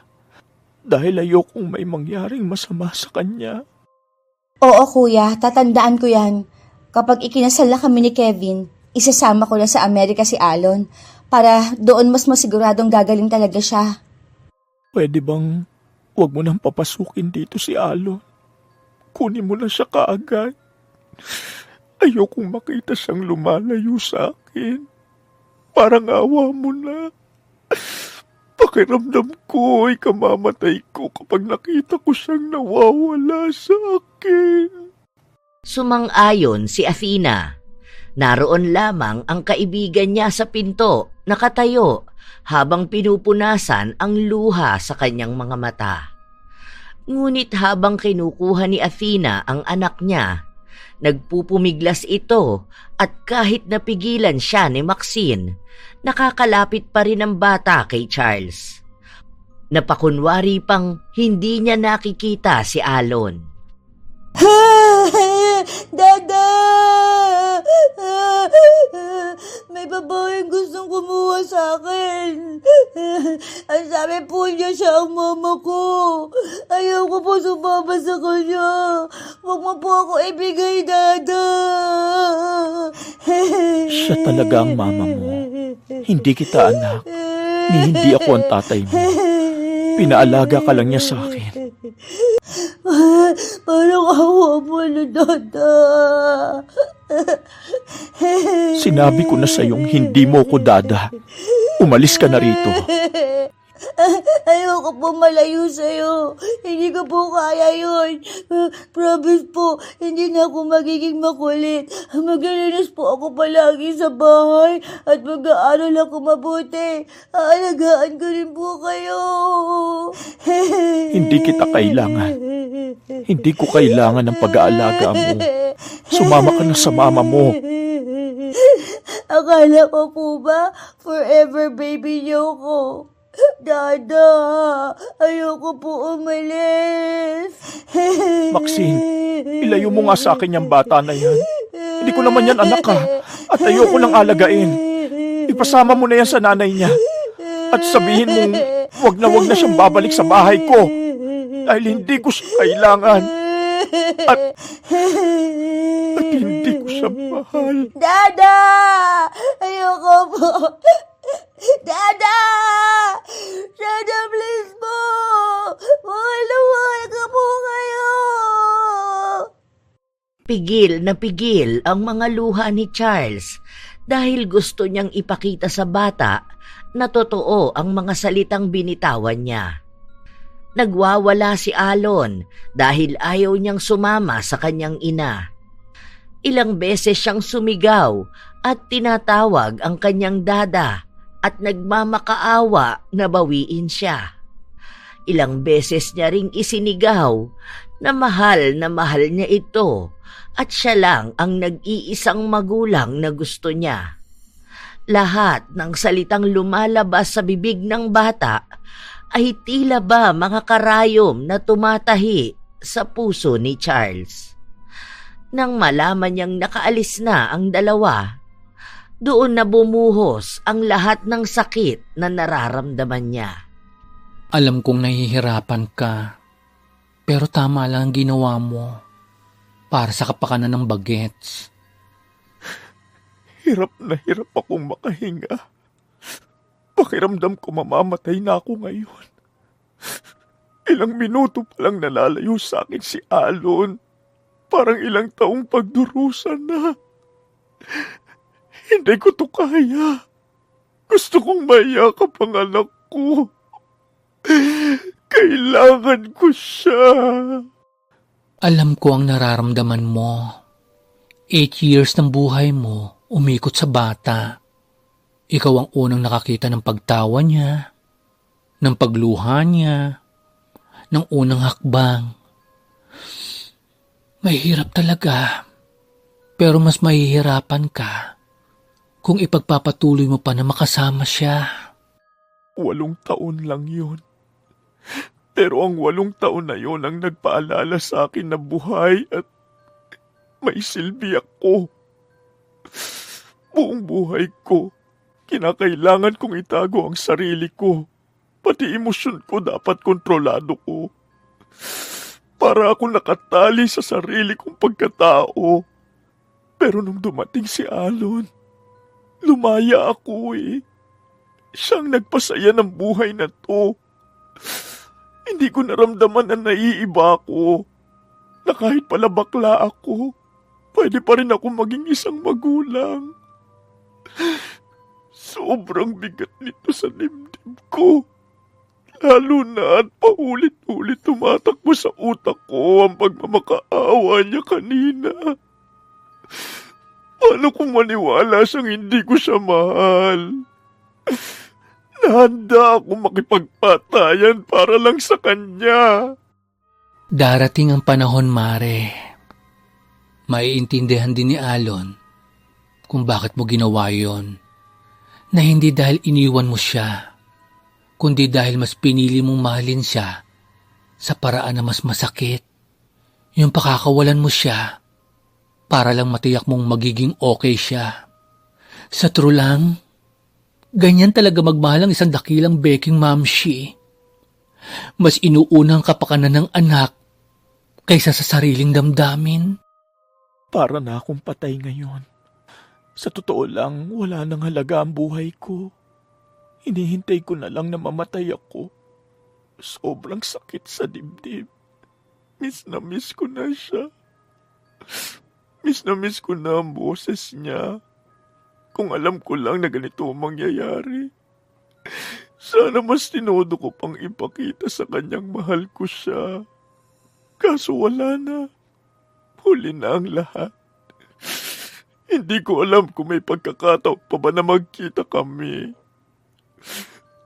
Pero isa lang ang hiling ko. Sana lumaki siya ng maayos. Simula ng araw na umalis si Alon, hindi na natigil sa pag-iyak si Charles na mas nakaapekto lalo sa panghihina ng katawan niya. Palagi niyang hinahanap ang presensya ng bata. Para bang bumalik sa malungkot na bahay ang tinitirhan nila. Ang tawanan, ang pagsigaw at paglalaro ni Alon sa paligid. Para bang isa na lang ding multo ng nakaraan niyang kailanman ay ayaw niyang limutin. Minu-minuto niyang iniisip ang buhay niya at alam niyang kung gagaling pa siya, mas magiging mahirap na pagdurusa pa ang daranasin niya. dahil wala na sa piling niya ang batang nagbigay kahulugan sa kanyang buhay. Doon niya nalaman na nakatira siya sa dilim at ang bahagharing tinutukoy nila na nagbibigay kulay sa masalimuot na mundo ng mga bakla ay ang anak niya. Ang saya na ipinarana sa kanya ay higit na mas masakit na kalungkutan ang binawi. Ilang linggo ang lumipas. Ang hinihintay na lang ni Charles ay ang kamatayan niya. Habang ang kapatid naman niya ay pilit na inilalapit ang sarili sa anak. Ayan, bayad ko na lahat ng gastos sa pagpapagamot mo. Sa susunod na linggo, babalik pa tayo ron tapos aasikasuhin natin ang passport mo para makaalis na tayo ng bansa. Sa Amerika ka natitira hanggang sa magkaroon ka ng pamilya. Hindi ka na babalik dito sa Pilipinas. Gusto ko po makita si Dada. Nakikinig ka ba sa akin? Ayoko ng bobong anak ha. Hindi ko na nga sinasali sa usapan ng baklang yun eh. Panay ka pabanggit. Hayaan mo na siya sa buhay niya. Kung mamamatay man siya, magbibigay na lang tayo ng abuloy. Gusto ko po makita ang dada ko. Isa pang banggit mo dyan, tatamaan ka talaga sa akin. Ay, ibang stress ang pinabaon sa'yo ng baklang yun Palibasa kasi, 2 bakla ba naman na nagpalaki sa'yo eh. Basta, tatandaan mo, hindi ka gagaya sa kanila, ha? Alam mo ba na ang mga bakla ay mga salot sa lipunang to? Hindi sila tanggap sa langit dahil mga makasalanang tao sila. Kaya nga dada at ninang mo, sa impyerno yan sila pupunta. Tingnan mo, nakakarma na ang dada mo. Paano? Walang ibang ginawa kundi maghanap ng lalaki. Hindi po yan totoo. Mabait ang dada ko. Hindi niya ako pinababayaan. Palagi niya ako inaalagaan. Pagkatapos ko maligo, nilalagyan niya pa ako ng pulbos. Mahal ako ng dada ko. Sus, hindi ka mahal nun. Sarili niya lang ang mahal niya. Doon ka na nga. Pumasok ka na sa kwarto mo. Masasamang tao mga bakla. Umiiyak si Alon habang papasok sa loob ng kwarto. Noong kasama niya si Charles, hindi siya sinigawan nito at palaging pinapaunawa sa kanya ang mga bagay. Hindi sinisiraan ang ibang tao, kaya kahit na palagi siyang binibigyan ng ina ng mga material na bagay, hindi pa rin nun matutumbasan ang pagmamahal na nararamdaman niya para sa baklang nag-alaga sa kanya. Sa paglipas ng mga araw, nagawang maagapan ang sakit ni Alon, pero naging mas mahigpit sa kanya ang ina. Bakit ba ayaw mo kainin yan? Nagpapakamatay ka ba? Kung gusto mo lang din naman palang mamatay, sana hindi na kita pinagamot, di ba? Pinagastos mo pa ako? Baliw ka rin yatang bata ka eh. Parehas kayo ng kuya ko. Mamaya na lang po ako kakain. Ang dami mong arte. Bakla ka rin siguro. Ay, hindi ko rin matatanggap yan. Hindi ka kakain buong araw ha. Wala akong pakialam kung mangisay ka dyan sa gutom. Para makita mo kung ano mawawala sa'yo kapag nag-iinerte ka sa akin. Huwag mo akong pagmamalakihang bata ka ha. Wala kang pakinabang sa akin. Isang malakas na sampal ang natanggap ng bata mula sa kanyang ina. Hindi umiyak si Alon dahil sa pagkabigla. Unang beses niyang nasaktan na hindi niya naranasan kay Charles kahit na gaano pa siya kakulit na bata. Ang akala ni Athena ay dinidisiplina niya ang anak para mapalapit sa kanya, pero ang totoo ay inilalayo niya lang ang loob ng anak. Habang nasa labas si Athena at kasama ang Amerikano niyang nobyo, pumasok naman sa loob ng kwarto si Alon. Naglakad-lakad siya sa loob hanggang sa napansin niya ang isang itim na manikang gawa sa retaso ng tela. Ano kaya to? Bakit andito ang mukha ni Dada? Siguro ito yung manika na nilalaro niya noon. Itago ko nga to para kapag nagkita kami bibigay ko sa kanya. Matapos na itago ni Alon ang manika sa likuran niya, Lumabas na siya at sinabi ng kanyang ina na maligo siya dahil darating ang nobyo nito. Ipapakilala siya para malaman na kasama siyang dadalhin sa ibang bansa. Sinunod naman agad yon ng bata, pero bago siya maligo ay itinabi niya sa bag niya ang manika. Sa paglipas ng mga oras, dumating na rin ang Amerikanong nobyo ni Athena. I miss you, my dear. Oh, sit here and have a rest. Are you tired? Anyway, this is my son Alon, the only son I have here in the Philippines. Remember last time I told you I want someone to go with us in America? Unang kita pa lang ng Amerikano sa anak niya ay hindi na niya ito nagustuhan. Nagkaroon pa sila ng pagtatalo kaya muli niyang pinapasok sa loob ng kwarto si Alon. Dinig ng bata ang sigaw ng lalaki pero hindi naman niya maintindihan ang pinag-uusapan nila. At ang tanging nasa utak ni Alon ay ang tungkol sa kanyang dada. Ilang sandali pa ay pumasok sa loob ng kwarto si Athena at halatang galit na galit. Ha? Ha? Buisit kang bata ka? Muntikan pa kami maghiwalay ng boyfriend ko dahil sa'yo. Aray ko po! Gagawan ko pa ng paraan para maisama kita dahil ayaw niyang may kasama akong pabigat. Bakit kasi naging anak pa kita eh? Dahil sa iyong walang kwentang bata ka, mapupurnada pa at pagpunta ko sa abroad. Buisit ka! Buisit! Aray ko po! Tama na po! Nasasaktan na po ako! Sorry po! Tama na po! Aray ko po! Kung ano-anong bagay ang humagupit sa katawan ng bata dahil gusto lang maglabas ni Athena ng galit. Kahit paanak niya yon, wala siyang ibang maramdaman sa bata kundi ang galit. Para bang kahit lukso ng dugo ay nabura na rin ng ambisyon niyang makapangasawa ng lahing magdadala sa kanya sa ibang bansa. Matapos ang malupit niyang pagpaparusa sa bata, iniwan niya tong luhaan sa kwarto. Dahil sa sama ng loob ni Alon, naghanap siya ng paraan kung paano siya makakatakas sa nanay niya. Nang makalabas siya, sinabi niya sa isang tricycle driver kung saan siya uuwi.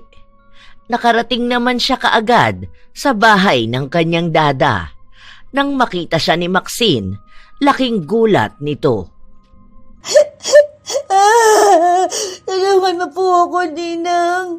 Ang sakit na po ng katawan ko eh. Ay, Diyos ko po, Alon. Ano ito? Bakit ang dami mong pasa? Sino may gawa nito? Ang nanay mo ba? Halika na. Huwag ka muna magsalita. Huwag ka maingay. Tulog pa ang dada mo. Kagabi pa yun umiiyak. Parang teleserye ang eksena. Tara na, sa kwarto tayo. Ipinaliwanag ng bata ang mga nangyari at nakaramdam ng galit si Maxine. Gusto niyang magmura pero pinigilan niya lang ang kanyang sarili dahil kaharap niya ang bata. Nilinisan niya muna ang mga sugat ni Alon at sa takot ng bata, sinabi niya na kung hahanapin siya ulit ng kanyang ina ay huwag siyang ituturo. Halata rin ang pagod at lungkot sa mga mata ng bata. Nang makatulog ito, hinalungkat ni Maxine ang bag para makita kung ano ang mga dala ni Alon. Doon niya nakita ang itim na manika. Doon na siya nagkaroon ng kutob. Dali-dali niyang pinuntahan ang kaibigan niya na nasa kabilang kwarto at namimilipit na naman sa sakit. Bakla, maloloka ka sa nalaman ko. I cannot. Naku, kaya pala ganyan nakakaiba ang nangyayari sa'yo. Kinukulam ka. Tignan mo to. Tignan mo, bakla. Itong budodal na ito, nakuha ni Alon sa bahay ng nanay niya. Akala ng Junakis na Barbie mo nung bagets ka pa. Naloka ako. Nakuha ni Alon? Kailan pa yan nandyan? Ngayon ko lang nakita. Huwag ka ng maraming tanong. Kailangan nating malaman paano mawawala ang kulam. Hindi tayo patatalo rito sa gera kontra kulam. Bakla ang unang panangga. Wait, tatawagan ko ang sangkabaklaan para makahanap ng makakatulong sa atin. Grabe, napakalala naman ng kapatid mo. Kailangan na nating maagapan to bago pa niya malaman na nawawala ang manika. Hindi naman nahirapan si Maxine na makahanap ng makakatulong sa kanila dahil ang isa nilang kaibigan ay marunong sa itim na mahika. Siya ang tumulong para matanggal ang kulam. Mabuti na lang daw ay nakuha nila ang manika dahil kapag bumaon ng tuluyan ang karayom na may pulang palatandaan sa ulo, ang ibig sabihin ay mamamatay si Charles. Pero kahit na nakaligtas na siya sa kulam, maglalaan pa ng ilang linggo bago siya tuluyang makalaya sa sumpa. Hindi mawari kung anong paggaan sa pakiramdam ang naramdaman ni Charles nang sandaling mawala ang kulam. Pero hindi pa rin nawawala ang panghihina niya.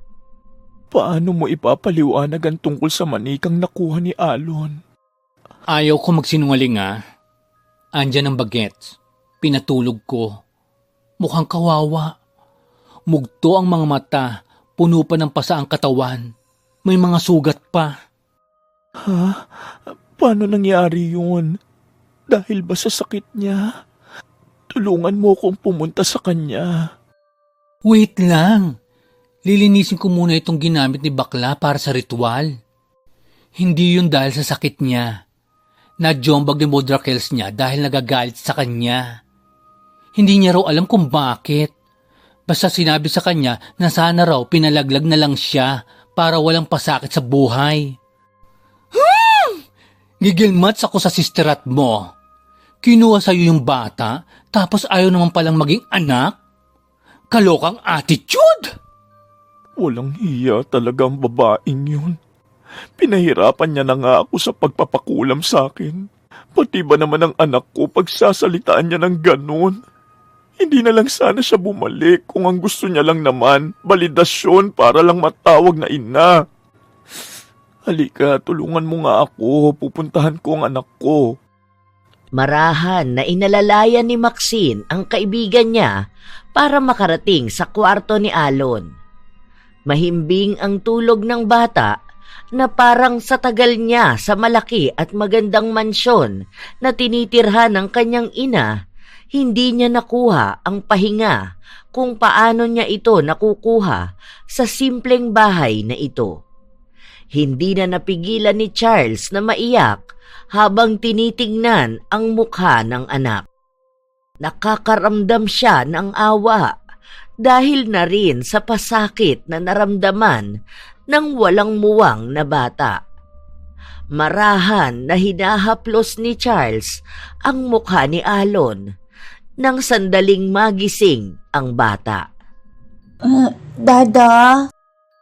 Sige na anak, tulog ka lang dyan ha. Dito lang si dada mo. Tabi tayong matutulog para mahag ko ang baby ko. Dada, huwag niyo na po akong ibibigay sa mama ko. Promise po magpapakabait na po ako. Hindi na ulit kita ibibigay. Sorry, nagawa ko lang yun dahil hindi ko alam kung saan ako kukuha ng ipapang sustento sa'yo. Pero ngayon, lalaban ulit si Dada para sa'yo. Mahal na mahal kita. Ikaw lang ang forever baby ko. Mahigpit na yumakap ang bata kay Charles habang umiiyak ito. Si Charles naman, hindi na rin niya napigilan ang pagluha. Dahil kahit na ano pa ang nangyari, ang pagmamahal ni Alon ay hindi nawala. Kinabukasan noon ay sumugod si Athena upang bawiin ang bata. Pero hindi na pinahintulutan pa ni Charles na makuha si Alon. Sinabi niya na wala ng karapatan si Athena. Huwag niyang ipagdukdukan na siya ang ina na nagluwal dahil kung pagiging ina lamang ang usapan ay wala siyang binatbat sa baklang nilalait niya. Hinamon ni Charles ng demandahan ang kapatid niya. At dahil iniisip ni Athena na kapag dumating sa ganoong punto ay magkakaroon ng problema sa pag-alis niya sa bansa, kaya hinayaan na lang din niya si Alon na kupkupin ni Charles. Hindi na niya inilaban ang anak dahil mas mahal niya ang kanyang ambisyon at wala naman siyang nararamdamang pagmamahal sa bata. Hindi na inungkat pa ni Charles ang ginawang pangungulam ng kapatid niya sa kanya, pero hiling niyang sana sa susunod ay huwag niyang danasin ang hirap na pinadama niya sa kanilang dalawa ni Alon. Kahit na may galit siyang nararamdaman, hiniling niya pa rin na maging masaya si Athena sa buhay na pinipili niya at huwag na siyang manggugulo pa. Kung sakali man na magkakaroon ito ng anak, hinihiling ni Charles na magpakaina na siya dahil walang bagay na mas sasarap pa sa pag-aalaga ng isang anak. Doon daw niya mapagtatanto kung gaano kasarap mabuhay. Yun na ang huling beses na nakausap ni Charles ang kapatid niya dahil tuluyan na itong naging multo ng buhay nila. Sa paglipas ng panahon, nakabangon muli si Charles. Dumating ang mga buwena sa kanya na nakatulong para sa bagong simula. Unti-unti na rin niyang napapagamot si Alon at mas lalong lumalalim ang koneksyon nila ng anak niya. Dumating na rin sa puntong hindi na niya kailangan itago ang tunay niyang pagkatao.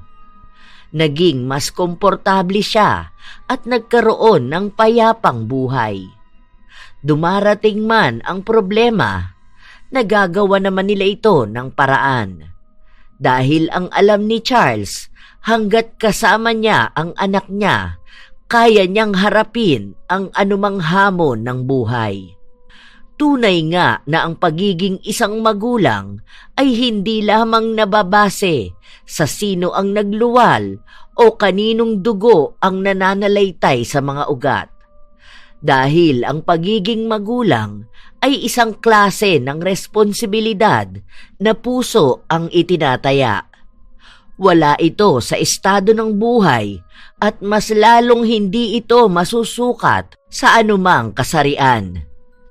Dahil minsan, hindi maikakaila na ang mga bakla ay mas lalaki pa sa lalaki o mas ina pa sa ina kung umako ng responsibilidad. Shout out sa ilan sa mga solid na apo ni Lola Tela.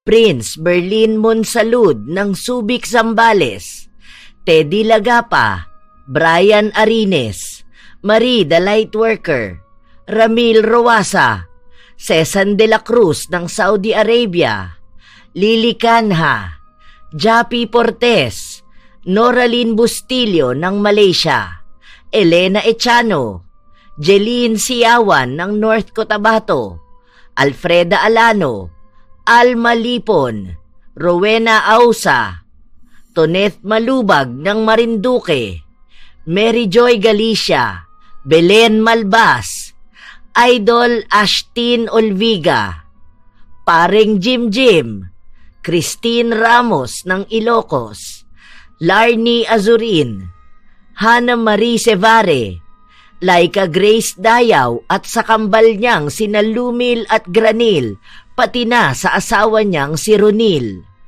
Joyce Rubino at sa kapatid niyang si Jenny Jonesio at sa pamangkin niyang si Axel Jan, Cherry Ann Laurito ng Holy Redeemer Butuan City, Kim Dadaeg, Ella Cortezano, Lugin Flores ng Tugbungan, Zamboanga City, Maria Lee Nakagawa, Elvi de la Cruz ng Riyadh, Saudi Arabia, Marife Gonzalez ng Israel, I Love Traveled, Amadita Venzon, Delia Catu, Maria Maricar Mendoza, Razon Yao ng Kuwait, Roizel Tailoring ng Silang Cavite, Chris Alcantara at sa Magnaye Agoncillo family ng Batangas, Jomar Lonzaga at sa kanyang asawa na si Jonah Baque, Kim Salgado ng Angono Rizal, Bea Abdullah, Jennifer De La Vida ng Buug, Zamboanga, Sibugay, Helen Sibulan ng Pampanga, at kay Frozen Heartbeat 8989 ng Singapore. Ito ang inyong Lola Telang at maraming salamat sa inyong pakikinig mga apo.